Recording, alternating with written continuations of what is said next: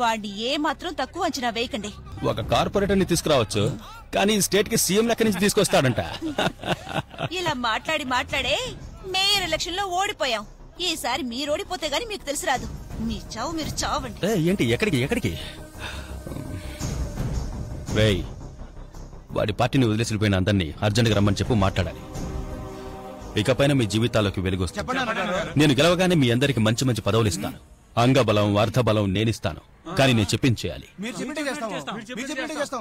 జిల్లాల వారీగా నాయకుల మీటింగ్ పెట్టండి. ఒక్కొక్కరికి ఒక్కొక్క రేటు ఫిక్స్ చేయండి. మిత్రులారా, మీ శ్రమకు ఆ పార్టీలో మర్యాద ఉండదు. మాతో రండి, డబ్బు పదవి మేమిస్తాం. పార్టీ మీకే సొంతమని కేసు పెట్టండి. జిల్లా అధ్యక్షుల సపోర్టు మాకే ఉంది. ఆ పార్టీ గుర్తు మాకే సొంతం. పార్టీ గుర్తుని అకౌంట్ ని సీజ్ చేసి పారేయండి.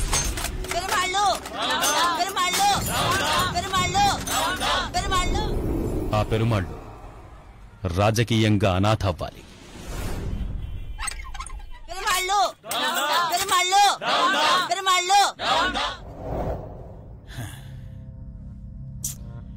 ఈ పార్టీకి నేను ఎంతో దారిపోసాను.